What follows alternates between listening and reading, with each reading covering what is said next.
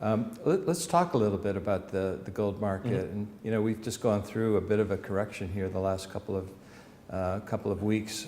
What are your thoughts?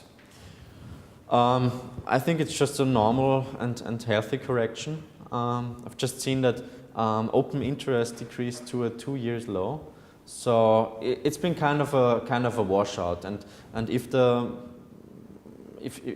it's just been the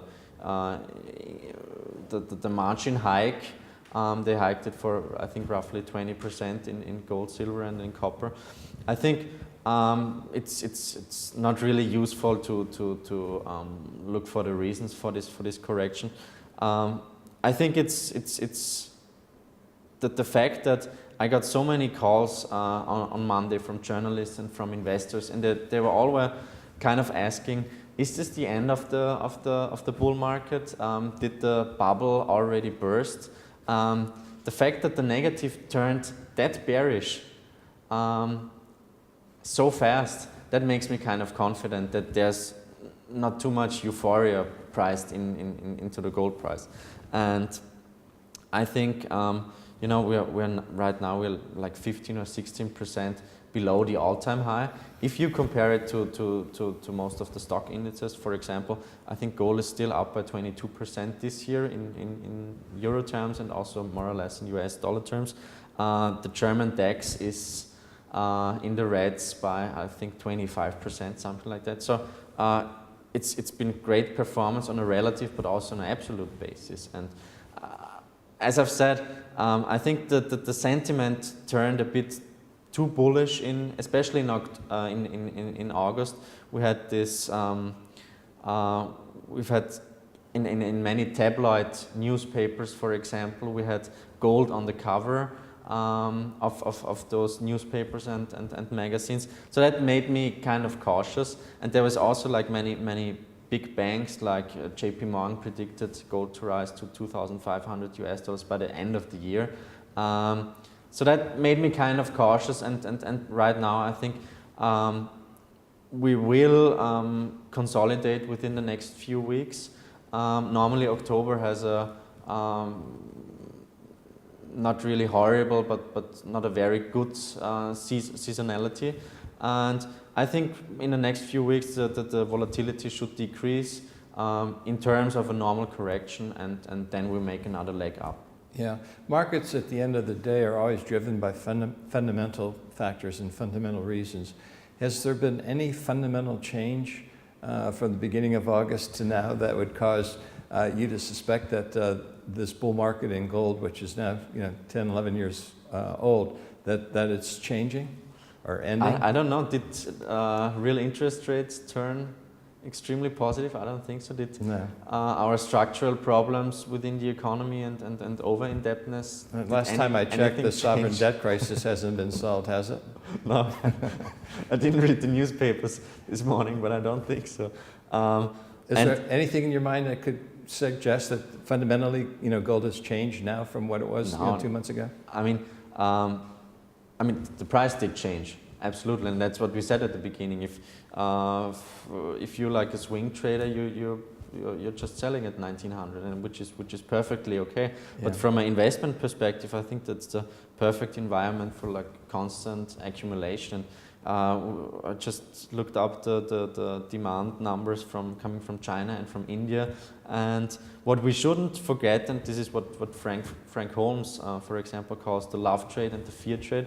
I don't think that gold is a investment or an asset class for pessimists. It's also for optimists, and 60 or 62% from total demand coming from Asia, from China, and from India especially.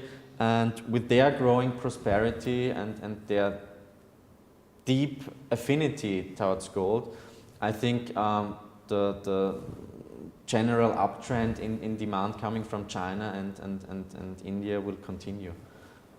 Meaning that there's increasing recognition that gold is a form of liquidity, that it's a form of money?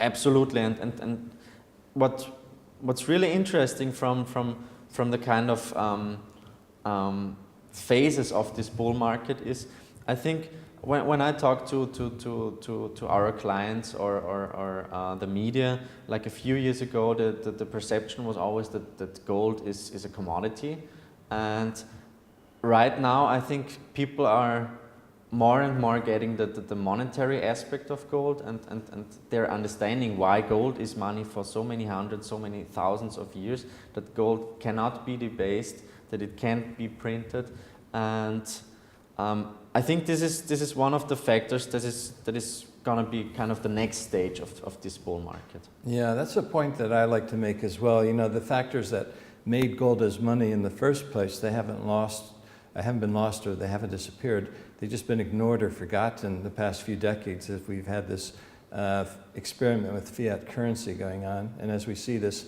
experiment with fiat currency going badly, people are looking for alternatives, and they're rediscovering those attributes that gold has. Number one of which is that it's money with no counterparty risk. You know, because it's a tangible asset, it's not based on someone's promise. It's based on the value of the asset and how the market perceives that asset. And you know, given a 5,000-year history, I guess one would have to assume that for the foreseeable future anyway, gold is going to continue to do what it's done for these past 5,000 years, continue to be accumulated because it's money with no counterparty risk. I guess you see it the same way as well. Absolutely. Yeah.